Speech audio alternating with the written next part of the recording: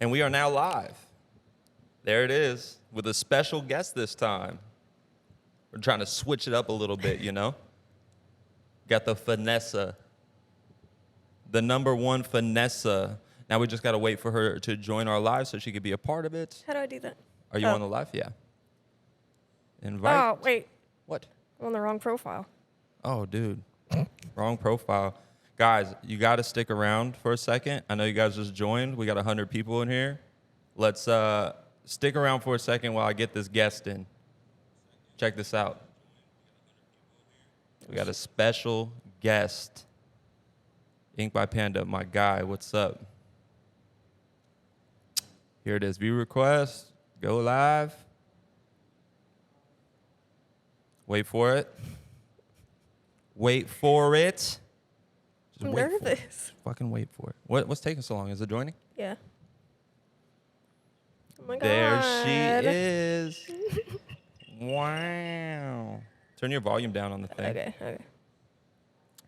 Check it out, guys. We got a fucking guest in here. Check it out. She's like right next to me. Whoa. Try to switch it up a little bit. I was just going to do a live by myself, but they just got done shooting a podcast, and I think she's high on Celsius and just fucking ready to go, bro. Mm-hmm. So same thing as always, guys. We're going to be answering questions and stuff. What's cool is we get a little different dynamic by having Jessa here, and it just kind of spices things up a little bit, which is always a good thing. Yeti Tears, what's up, my guy? Fun story. This guy, Yeti Tears, right here, saw me at the convention, but he came up to me while I was laying down in a chair. I don't even think you knew, bro, but I was damn near asleep in that chair because I only had 3 hours of sleep. I was still a little hungover, and then you caught me off guard. But it's all good. You damn near woke me up out of my dreams. I actually thought you were a dream till you followed me, and I was like, okay, got it, dope. Thank you, Malachi. I think that's how you say that. Yeah, sometimes I just go with the first impression of how to say their name. Some of these are hard to say. Yeah, it is Malachi. Yeah.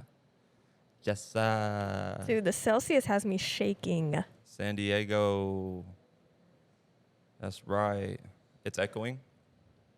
How bad is it echoing? Oh. Is it bad?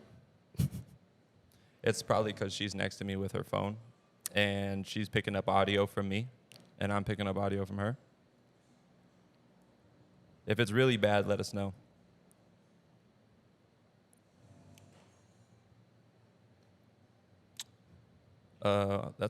What kind of license do you need to be a mobile tattoo artist? I don't really know. I don't think there is one because I don't think you can really do that. So like when people talk about doing, like they buy a truck or a van and then they put a station in it and then they drive around and they tattoo people. I've seen people do that. There was even a TV show of a guy that did that. But I don't know what kind of... I don't know. I think instead of the license for like you personally, it's like a facility license, and I wonder if it's a different type of license, and if they allow it in all states, or if it's just like, you know, like Nevada lets you do it, but California doesn't. Yeah. That's actually a good question. I don't really know the answer to that, but Might be different state to state. you can Google it for sure based on your state.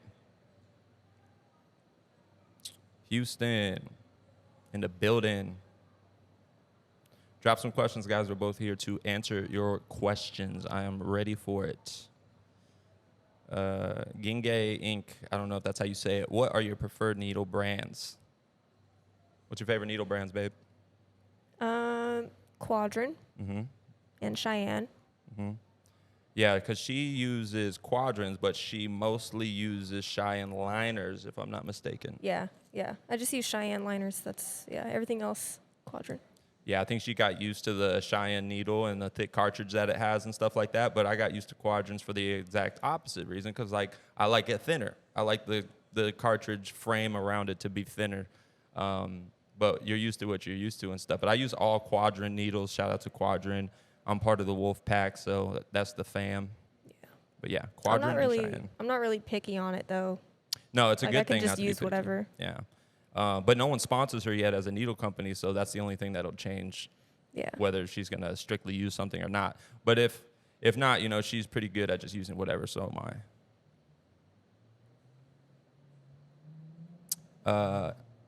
I. Oh, just pretty jewelry in here. Oh, Hey. She said, when's the next convention the team will be attending? Pasadena, Golden State Tattoo Expo. Yeah. Pasadena Golden State Tattoo Expo. The whole squad is going. Whenever the entire team goes to a convention, it better be a good one, and that's why we always hit the Golden State. We have about, I can't even count, 15 plus people going. It might even be more than that with people bringing plus ones and like guests and stuff like that. There's definitely going to be around 11 artists there, and then the rest are just like, Charlie and then a bunch of people. A bunch of people are going. So we're going to have a big booth so you guys can stop by and say what's up. We're probably going to do an iShine booth there where I'm going to be able to ask, you guys are going to be able to ask me questions on the spot, and we'll film it. I'll answer the question, and we'll clip it and put it on Instagram, so you get to be a part of the Ask Shine live questions, Q&As, so that'll be fun.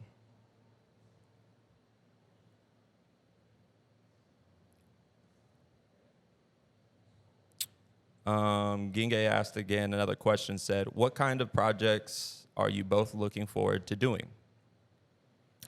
We got a exciting one coming up this week. We got a big one. Mm-hmm. We got a big one. Like I said, Golden State is coming up in September. And for those of you that remember, our client, Big Red, we did his whole front panel with the dinosaur piece. And that was really fun. And it was very satisfying walking around with a piece that large, and that much work went into it. This time we're going to top that. We are going to try to blow that one out of the water because we're going to do his back next. And we have 8 sessions booked with him leading up till Golden State. And it's going to be a close call again. I don't know why we always do this, but Yeah, we're really waiting last minute, but as far as healing and maybe a touch-up or something, if we need to touch something up, then we could do it at the convention. But yeah, this one's going to be crazy. 8 sessions. The last piece we did on him took 5 sessions. Mm-hmm. And this one we have 8, so hopefully we can get a lot more done. yeah, I think it's better to have a little, maybe we have like a little buffer room, room to, I think we do. yeah. Because if we finish that other one on the front panel in 5, this one will for sure be 5 or 6. Yeah. Sure. There is like a lot of detail in it.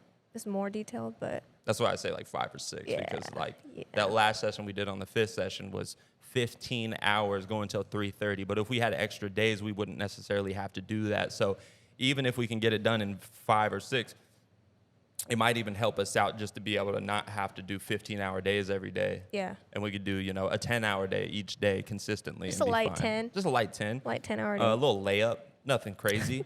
But we're super excited to tie that back piece into the front piece. And it all has a story that we'll go over when we actually do it. And we're going to vlog that process. But we're super excited to have another proud piece walking around Golden State with us.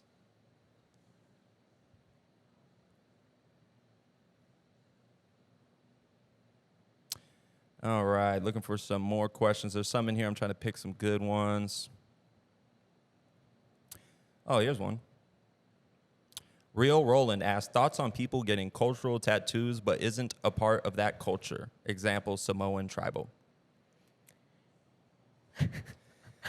It's funny because I feel like the people that get the most Polynesian work and all of that stuff are actually not Polynesian. I feel like there's a lot of fucking white dudes that got Polynesian work, I feel like that one specifically, but what about people getting like Japanese style tattoos or like Oh, that's even worse, I think. like I think that more common or more common for like not that ethnicity, Yeah. not that culture getting Japanese tattoos. Honestly, I think there's more people that have Japanese tattoos than Japanese people, yeah, I would right? yeah. Because there's whole And like I don't know, I don't want to speak out of but like in Japanese culture, it's less accepted to have Right. tattoos. No, it is. It's underground, like, all the bodysuits and everything, but Yeah, and I think that it has gotten better over the years, but still, for the majority of old school Japanese people, the tattoos are usually worn by gang members or just people that live on the fringe of their society, right? But in America, Japanese tattoos are so common, it might even be one of the most common styles to see around, aside with like traditional and stuff like that. I think it's super fucking common, and most of them are not Japanese. So I guess it depends. People that are from the culture, I don't think they get too offended by it because it's really like spreading the culture and it's an appreciation for the artwork, especially Japanese. A lot of the artwork in tattooing is based off of old wood block paintings from a very long time ago, and they're basically paying homage to those exact characters and paintings and objects and stuff that they see in those woodblock paintings, which I think is pretty cool. The Polynesian tribal thing may be a little different, but I still think it's the same thing. They love the artwork of it. I think that if you are going to get something like Polynesian or something, it's better to go to someone that knows the meaning behind each symbol in each section. That's what I was kind of going to get into. It's like, I think Samoan, I don't know, I don't think it's like as acceptable Yeah. to get tribal like that because, yeah, like so many people just get it without knowing what it means. Right. But if you were going to get it, you know, there's plenty of people that really know how to do it. Like the most well-known person at Polynesian Works on Instagram is OG, right? If you were to get it by him, he'll be able to tell you like, oh, I put this in here because you like to travel and explore and you're an adventurer. I put this in here because you want strength for your family and blah. All of it has meanings and stuff. And then if you go to someone that just randomly draws shit that they see online and stuff, and maybe they can get the look kind of, but they don't necessarily know the meanings. I think if you're going to do something so traditional, like put the meaning to it so it actually has some of that real culture in it as opposed to just like randomly, blindly doing it. Yeah, that's what I think. Dude, I'm so far behind on the chat. All right.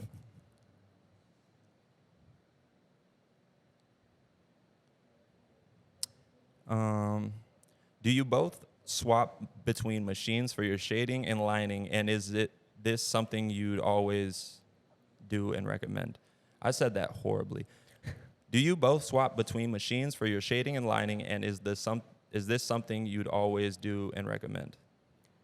I use the same machine for everything. I use the Bishop Wand Packer. Yep. I told you guys many times before, Bishop Wand Packer is the one that we all use and stuff. I've recently started playing around with the shader machine, but not out of necessity, more out of just curiosity and just switching it up so I could feel like I'm doing something new. But in all honesty, like you only need the Packer. Like boiling it down to simplicity, you could do everything with the Packer. Yeah, it's a versatile machine. Very versatile. They got one above it, that's a liner, and they got one below it, which is a shader. One hits softer, one hits even harder than the Packer. The liner's gonna hit too hard to do black and gray, I feel like. It's gonna chew it up real quick, and it's a hard-hitting machine. The shader machine, it hits a lot softer if you're the type to like build up tones and all of that stuff. But if you want to be really consistent and proficient with one machine and you had to pick one, the Packer is where it lands in the sweet spot. Mm-hmm. Yeah.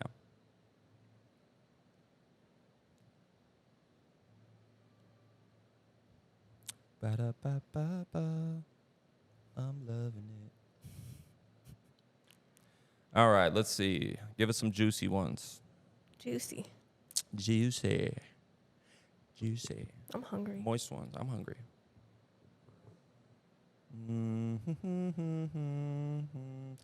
Malachi Tattoos asks, tips for getting smoother shading with mags and shading up to a line. You got this one. Okay. I mean, there's so many nuances to getting smoother shading, and once you have it down, it feels easy to do, right? Because it's naturally, you just got the motions down, you got the techniques down and stuff. It's hard for me to pick out one or two techniques to give you off the top of my head, but like if you were going to smoother shading with mags and shading up to a line.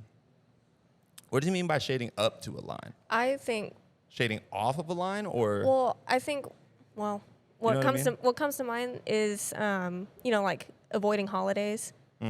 But I think like the biggest game changer was when I came to work at your shop and you gave me this tip was to use a 5-round shader. Right. And so after you gray line with your liner, take your 5-round shader and then kind of come up right up off the line, do little circles, come off the line to butt it out a little bit, and then shade off that with your mag. Yeah, because that way you're not really trying to precisely get the edge of that mag to hit every time, especially if you're doing a flicking motion. It's hard for it to come back to the same point every time. So to give yourself a little buffer room and a wider area for that needle to come out of, the 5-round shader gives you that opportunity to get that edge super sharp, boom, got it, and then you come out with the mag and blend it out. So that's one way to avoid holidays. And I would say avoiding holidays, if you get no holidays in your tattoos, especially realism and stuff, you're already like doing really well. Because a lot of people get the bad habit of getting used to moving on from areas that are just good enough, right? But if you're like thinking that way, like, oh, I got up against this edge good enough, you know, I don't have to do it anymore. When it heals, you're going to see the difference than if you really got that shit saturated and stuff, especially if you're coming off of a gray line with a gray and not a black. Of course, if it's a black, it's a lot easier. But if it's a gray, you need the saturated gray and get a soft blend out. That's a little tougher, right? But I could say if you guys get that down and avoid holidays at all costs, you'll have like a crisp look to your black and gray. And don't rely on highlights to be your edge, because I know a lot of people would get kind of like a choppy edge, put a highlight on the negative edge, and then it'll look better when it's fresh because that highlight kind of makes up for that choppy edge. But when it heals, you're going to tell the difference for sure. Yeah. Hey, Marabella. Marabella. See a lot of you joining, and we need more questions.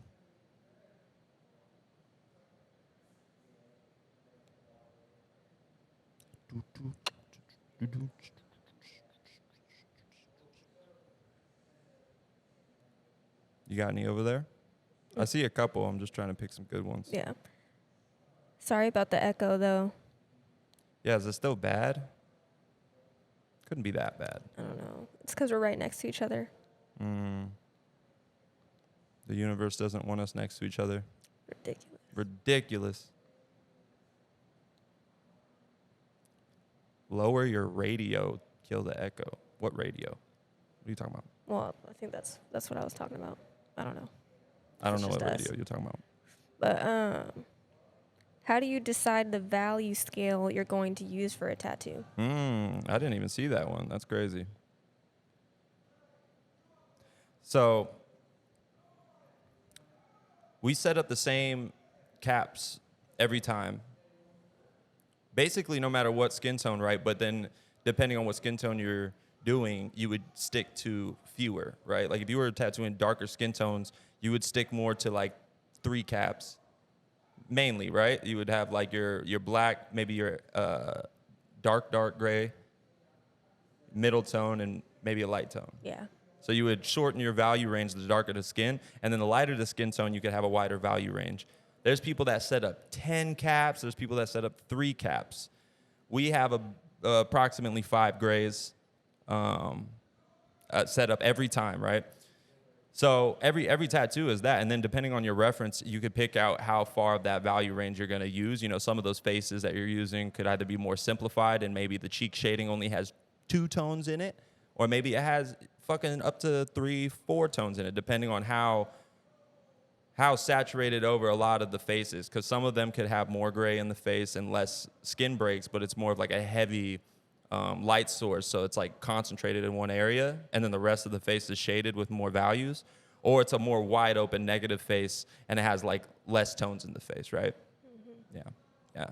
So yeah, I mean, pick a value system that you're used to with the caps and stuff, and like a drop system.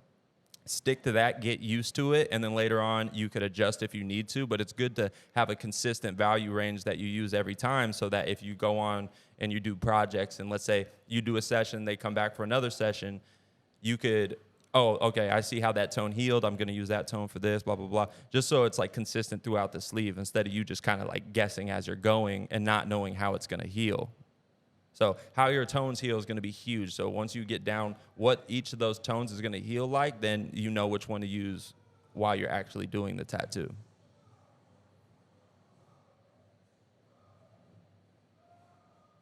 Ricky Tat said, as a shop owner, how do you build culture in the shop? It's a good question. It's a good question. It's tough, man. It takes someone to have vision and set the standard ahead of time. A lot of people open shops and hire artists, and then they just want the artist to push the shop. Like, oh, you got to tag the shop, you got to do this.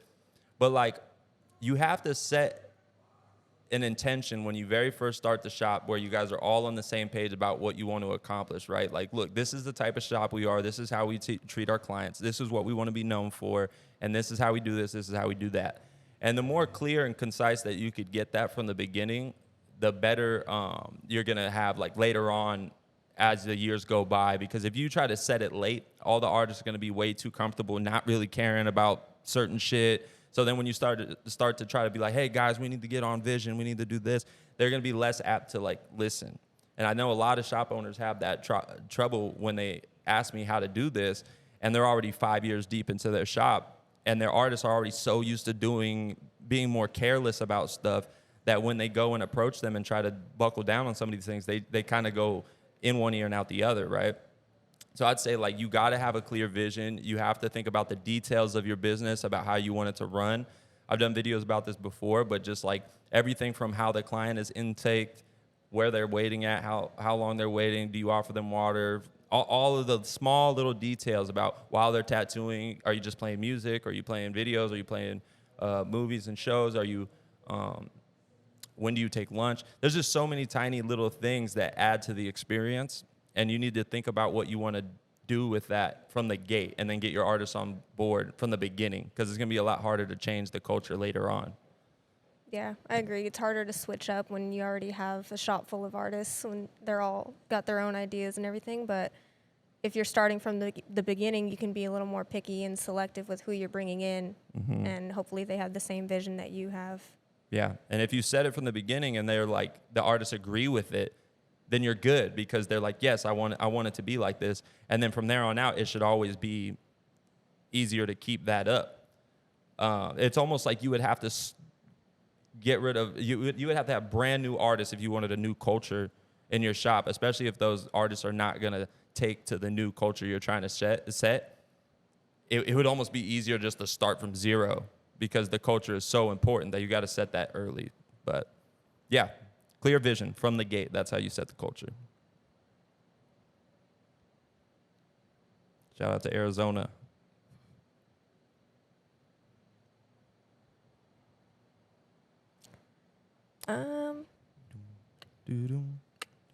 Idolo tattoos.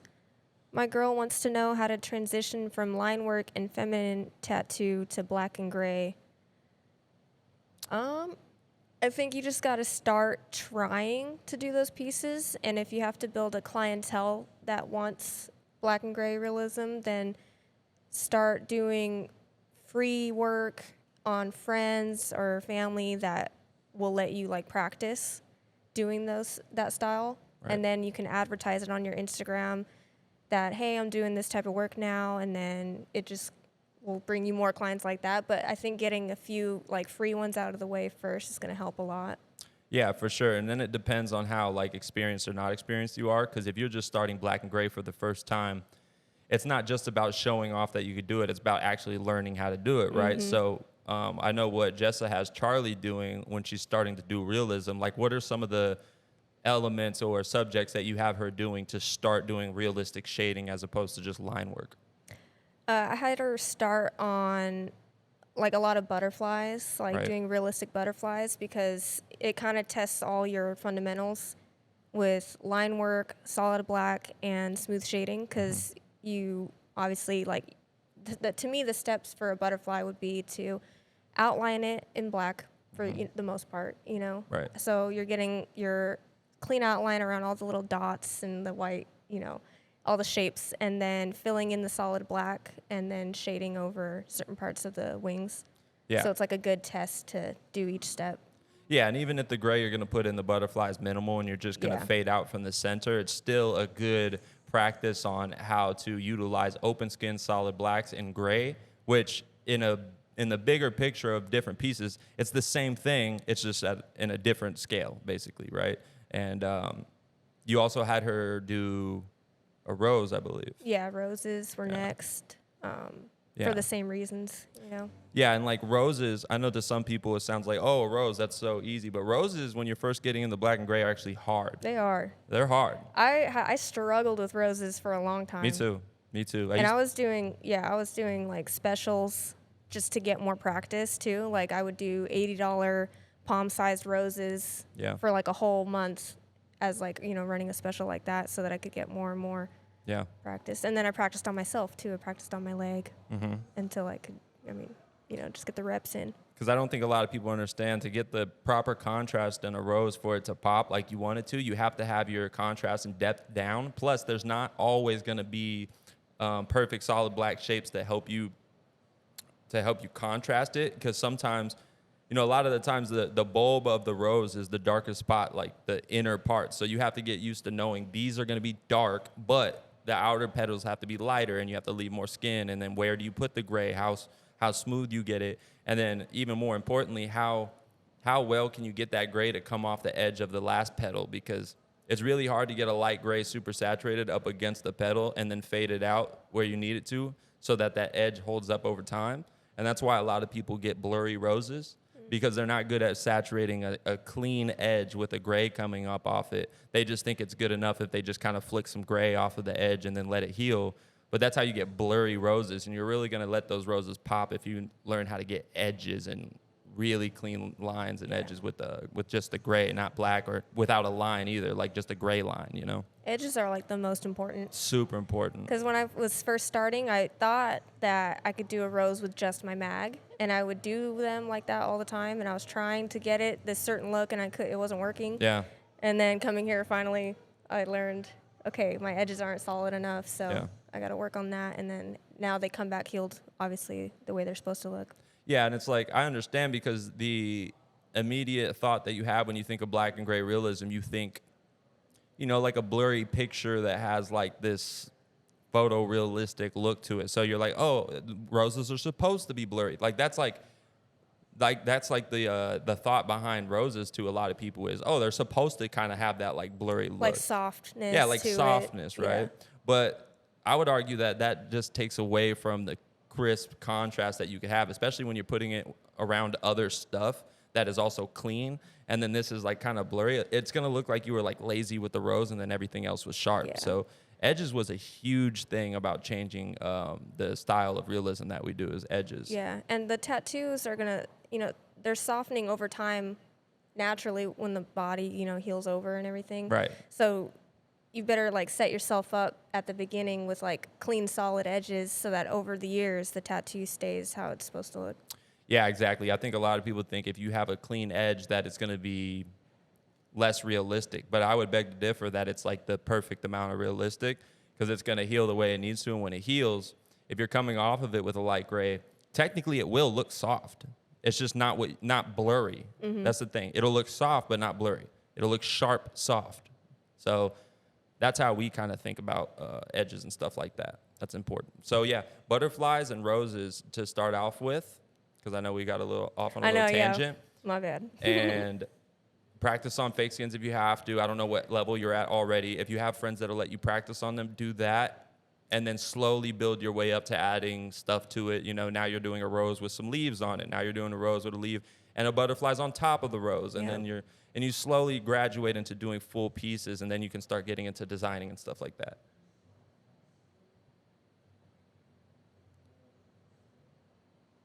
I know we probably missed a bunch of fucking questions. Tamir dropped us a badge. Shout out to Tamir for the badges. They asked a question. They said, do you use gray wash for lining, and do you know ahead how it'll heal? Do you use gray wash for lining, and do you know ahead how it'll heal? Yes. So gray wash lining is what we use 90% of. The only reason we would use a black line most of the time is if there's black coming off of that edge, right? Yeah. Yes, we know how it'll heal. As long as your gray line is the same tone or lighter of the gray that you're coming off of it with, it'll disappear. And the whole point of those gray lines is to get it to disappear. Yeah. I'll switch what gray I'm using for wherever I need to match the same tone. Yeah, so you try to get it right on like the same exact tone, right? Yeah. And if you do that, it'll heal the same as your shading. And do you think, here's the thing that gets hard though, is like when you're trying to come off of something really light, but you need it to be a solid edge, a lot of people will make that gray line way too dark on accident. Mm-hmm. And then they try to come off of it with a light gray, and then when it heals, you could see that line way more than you could see the light tone. Yeah, I think that's harder in like the lighter ranges. Way harder. When we use our 3-drop or 7-drop, I'll go maybe like I'll bring my needle in a little bit Right. so it's more shallow. Right. If I'm gray lining light tones like that. Yeah. Yeah, I'll kind of hang it back a little bit so it's not getting too saturated. Right. And then a lot of things that some people don't realize is there could be some ink already left in your inkwell and your needle. And if you kind of like, okay, I'm going to go into this 3-drop and do a gray line, you don't really realize it kind of mixed with your medium tone and all of the, and then all of a sudden that line is way darker than you expected it to be. So it's important to, when you're doing gray lines and you want it to be light, it's important to remember to wash your needle out really good and then go into the tone that you want so it's accurate. Because that's something that I used to do too. I'm like, man, I was in my 3-drop, but this gray line is way too dark, and it's because I didn't wash it out good enough, or I oversaturated it by sinking that needle in. And you don't really need to do that. If anything, you could be very surfacey. It's just easier to be able to put the pressure on the skin and like run the line quicker, as opposed to just like trying to like float a soft line. So like she said, if you pull your needle in and you're using a light gray, it'll be fine just to fucking go through it like you're doing it with a pencil. Yeah, almost like a bloodline. Yeah, like basically if you're, a bloodline. For the light tones. For the light tones specifically. And tell them what a bloodline is. Just water. Yeah. Running your needle with just water. Yeah. So that it Leaves a little bloodline. yeah. Leaves a little mark. It Yeah. leaves like a little red mark that'll go away. It has no tone in it or anything. I like gray lines better than bloodlines. I know some people use strictly bloodlines, but I don't feel like it creates enough of a definition for me to come off of. Even if it's just in my head, it just feels better to have something there. Yeah. You know? A little bit of security. A little bit of security. If you guys want to support, you guys can drop a badge. They're really cheap, and we're doing this for free. So if you guys want to drop a badge, go ahead, and we will for sure answer any questions you have. Tavos_art said, I'm just starting and not sure if I'll be okay with a $1,000 gun or a more less expensive one. What would you recommend, and would they perform the same? First of all, don't call it a gun.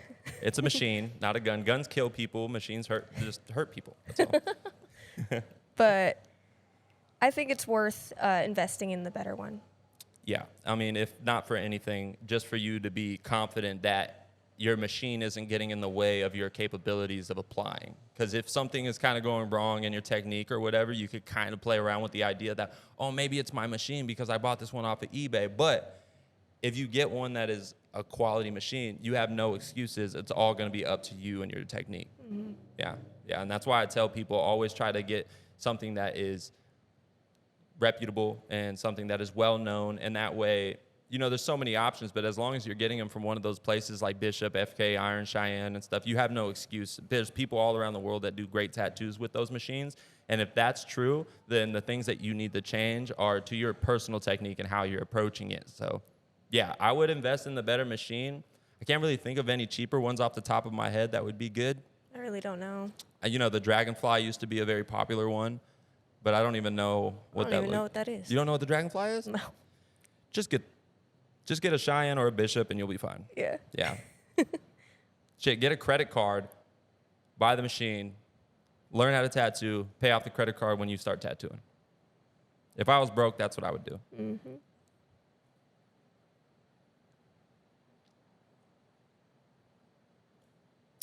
Looking through the questions, trying to find some good ones.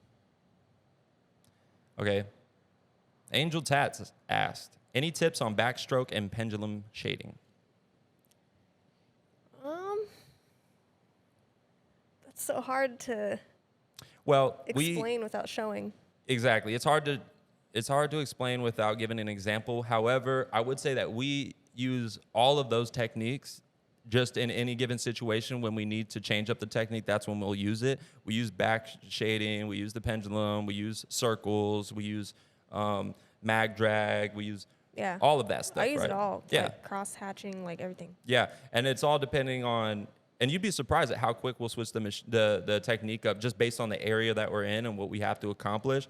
And it's almost like second nature now that you would just switch to it without thinking about it, right? Yeah. And mostly that comes from the knowledge of how the needle's hitting the skin and how it's filling in the gaps of the skin when you're shading. Because a lot of the times you're thinking about each individual pixel or dot that it's making, even if you're using like a 15 mag, right? It's like you're thinking about each of those needles hitting and what do you have to do to fill in this saturation. Sometimes that means wiggling it back and forth. That means doing circles. That means... I even tap it sometimes. Yeah. Just tap my mag. Especially like if I'm not using my 5 shader to come off of a gray line, then I'm just using my mag to come up against the line, I would saturate the holiday with tapping. Yeah. And that way it gives you a little more control on like setting the needle down in the perfect spot and then going in that same exact spot a couple times. Yeah, because I don't also to avoid overworking the area that is already saturated. Right, and I notice, I do this too, but I notice you wiggle sometimes too. Like you'll catch the edge right where you need it to be, and then you wiggle it a little bit, and then you'll come off of it. Yep. Backstroke shading, I don't use it all of the time, but when I need to use it, it's good to have because sometimes the cheek shading on a face is going in the opposite direction of where your hand is and stuff like that. So it's a good thing to know. I would say try to be very, like intentional with your backstroke shading so that it's smooth and stuff. It's much easier to go forward and like get that pendulum motion good, but when you're going back, you want to make sure it's like still controlled. Controlled, skimming the skin, and you could feel it touch down and then come right back up. And the whole point is to feather it in, right? So you want to feel those needles not jab into the skin and then come out. You wanted to feel it like come into the skin and then come out of the skin. Very fluid-like, right? The pendulum shading, that's good too. I would say that there's a lot of artists that you might watch that use pendulum shading that look like they're doing it. Oh, that's a beautiful hand motion, and then the shading still comes out like choppy, right? You need to really, even if it looks like you're doing it right, you need to like really think about how those needles are hitting the skin and how much this area you're hitting, what gray you're in, and all that stuff. Because you could do a beautiful motion and still not get the effect you want, right? So practicality, you need to know how those needles are hitting. Because I try to think, if I'm doing pendulum motion, I know it's hitting the skin soft and stuff. So how am I going to saturate this? I got to make sure it's really just actually getting ink in there, and I'm not just like wasting time and shit like that, right? Because some areas you could just saturate a dark gray or something. But if you're trying to get like a soft edge on both ends, and you're just you got to really think about how that needle's hitting the skin. A lot of that comes from experience and feedback from the skin to the vibration of your hand. And that's why tattooing is one of those things that you have to do for a long time to get the feeling and the muscle memory. Yeah. Word.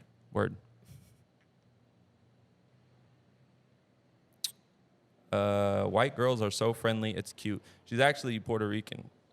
She's Puerto Rican and white, but she's Puerto Rican, bro. That's a funny thing to say. That is like an odd thing to say.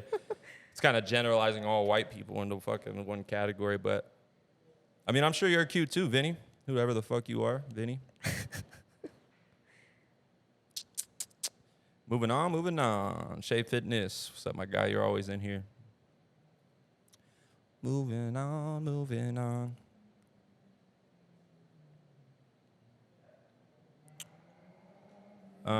Okay.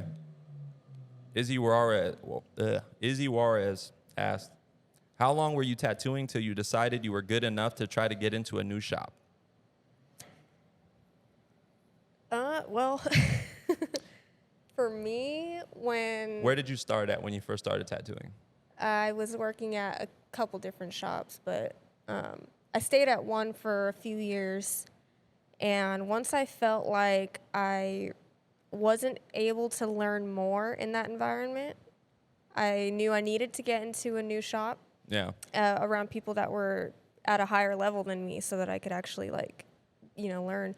But I tried to also be realistic with my skill level and not, That's good. Yeah, like I knew where I was at and where I wanted to be, what I was trying to do. So what I was doing, like before I asked you to work at Shine Tattoo Studio, I was like studying your work and just trying to do things that you were doing so I could, just start to try and replicate the look. Right. Before I asked. And then I think like once I remember one piece I did specifically, it was like a tiger on this girl's forearm. Mm-hmm. And I felt like, okay. I remember that piece. Oh yeah, I was like, okay, I got, it looks pretty good. Yeah. Finally, I did a tattoo that looks pretty good. Well, I noticed you had a lot of clean edges in there. Yeah. And it looked more graphic than a normal tiger that you would probably do. Yeah.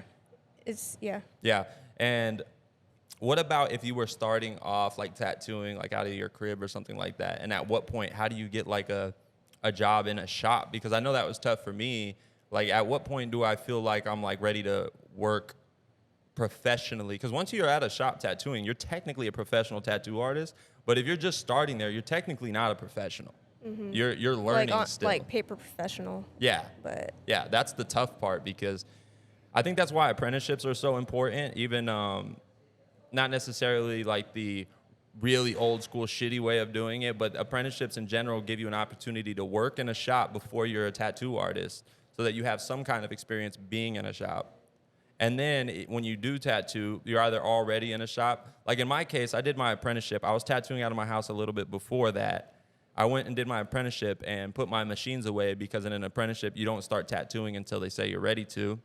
So then I was just learning how to work in a shop. I was booking appointments, scrubbing tubes, cleaning, setting stations up, breaking stations down, doing paper towels, all that stuff, right?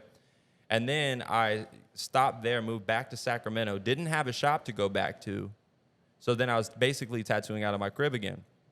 I did a few tattoos out of there, and then thankfully I went with a friend of mine to get a piercing at a shop, and I told them I would tattoo.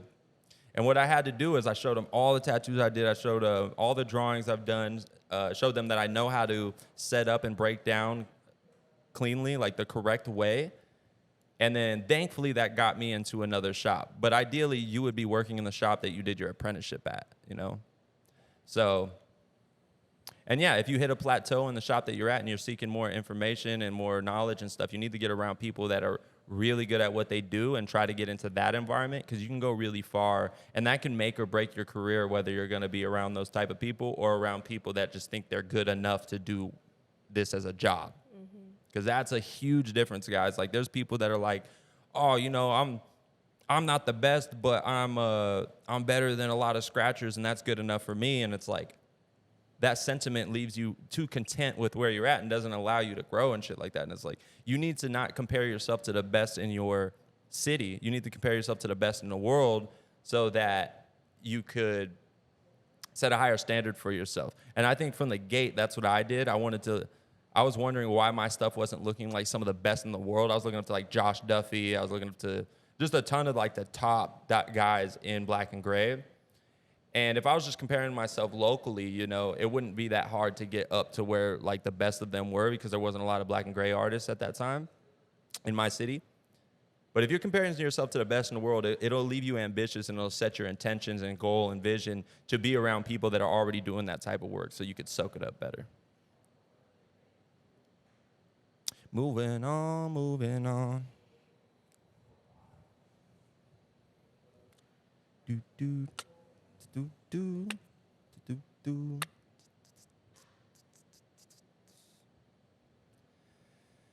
All right, looking for some. Well, this is a random one, but I might as well answer it. Hey, Shine, have you done freehand tattoos? Yes, I have. I have done a handful of freehand tattoos. I think back before I got this style down, I was a lot looser with what I was trying to do, because on any given day, you would approach the tattoo differently if you didn't already have a set system on how you were going to do stuff. So back in the day, shit, if someone came and wanted some Polynesian, I'd be like, cool, I'll just draw it on your arm. Now it's like, I wouldn't be so quick to doing something freehand like that unless I was for sure about the imagery, because I have such a high standard for the tattoos that I do now. But there's been plenty of times, like I've done, a lot of my followers would know this, but I've done like hand pieces on this guy. He has like a skeleton hand. Like his whole hand is a skeleton hand, right? You cannot really stencil that on. Like you just can't. Like you have to go with the anatomy of the bone structure of the person you're doing it on.